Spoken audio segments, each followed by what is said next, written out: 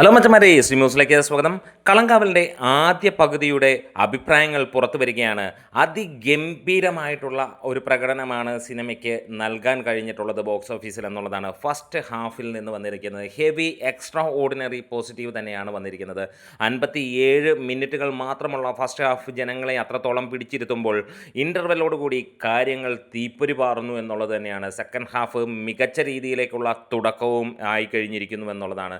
എന്താണേലും ഒരു കാര്യം ഉറപ്പിക്കുകയാണ്, ഈ ഒരു സിനിമ അമ്മാതിരി കൊടൂരമായിട്ടുള്ള ഒരു സിനിമ തന്നെയാണ്. അതെ, വേറെ ഒന്നുമല്ല, പെർഫോമൻസ് കൊടൂരതയാണ് സിനിമയുടെ പ്രത്യേകത. ഒരു സിനിമ ഏത് റേഞ്ചിൽ പോകണമെന്നുള്ളത്, അല്ലെങ്കിൽ എങ്ങനെയായിരിക്കണം ഒരു സിനിമ ചെയ്യേണ്ടത് എന്നുള്ളതിൻ്റെയൊക്കെ രീതികൾ ഈ സിനിമയിൽ ഫസ്റ്റ് ഹാഫിൽ തന്നെ തന്നിരിക്കുന്നു. ഒരു നിമിഷം പോലും ആളുകളെ ബോറടിപ്പിക്കാതെ, അങ്ങനെ ബോറടിക്കുന്ന കാര്യങ്ങൾ ചിന്തിപ്പിക്കാതെ ഫുള്ളി എൻഗേജ്ഡ് ആക്കാൻ കഴിയുന്നു എന്നുള്ളതാണ് ഫസ്റ്റ് ഹാഫിൻ്റെ ഏറ്റവും വലിയ പോസിറ്റീവ് എന്ന് തന്നെ പറയാം. അങ്ങനെ ഒരു സിനിമ ഫുൾ ഒരു എൻഗേജ് ചെയ്യാൻ കഴിഞ്ഞാൽ തന്നെ സിനിമ ഒരു ബ്ലോക്ക് ബസ്റ്ററിലേക്ക് എത്തുമെന്നുള്ളതിന് യാതൊരു സംശയമില്ല. ജനങ്ങളുടെ ഹൃദയങ്ങളിൽ അമ്മാതിരി ലെവലിലുള്ള ഒരു റേഞ്ച് ഈ സിനിമയ്ക്ക് എത്തിക്കാൻ കഴിഞ്ഞു ഫസ്റ്റ് ഹാഫിലൂടെ.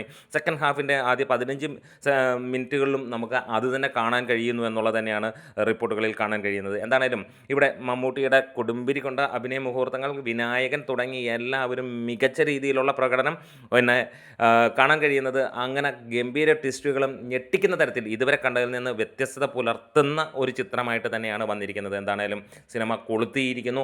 സെക്കൻഡ് ഹാഫ് കൂടി നമ്മൾ കാത്തിരിക്കാനൊന്നുമില്ല. ഇത് കളങ്കാവലാണ്, മമ്മൂട്ടി ചെയ്യുന്ന സിനിമയാണ്, മമ്മൂട്ടി തന്നെ പ്രൊഡ്യൂസ് ചെയ്യുന്ന ചിത്രമാണ്.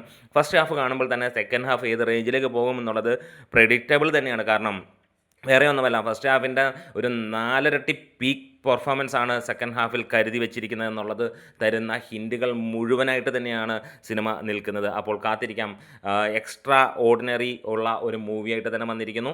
കാത്തിരിക്കുന്നു നിങ്ങളുടെ വിലയേറിയ അഭിപ്രായങ്ങൾ. തിയേറ്ററിൽ നിങ്ങൾ സിനിമ കണ്ടുകൊണ്ടിരിക്കുന്നവരാണെങ്കിൽ നിങ്ങൾക്ക് കമൻസുകൾ അതിനിടയിൽ ഒന്ന് കാണാം, അല്ലെങ്കിൽ പറയാം. അതിന് സമയം കളഞ്ഞ് സിനിമയുടെ ആസ്വാദനം കളയേണ്ട. അപ്പോൾ ഒരു കാര്യം ഉറപ്പിക്കാം, സ്പോയിലേഴ്സ് ഇല്ലാതെ തന്നെ നമുക്ക് കാത്തിരിക്കാം. സ്പോയിലേഴ്സായിട്ട് വരുന്ന ഒരുപാട് റിവ്യൂകളുണ്ടാവും. അവിടെ വെച്ച് തന്നെ നിർത്തുക ആ ചാനലുകളോ അങ്ങനെയുള്ള റിവ്യൂകൾ.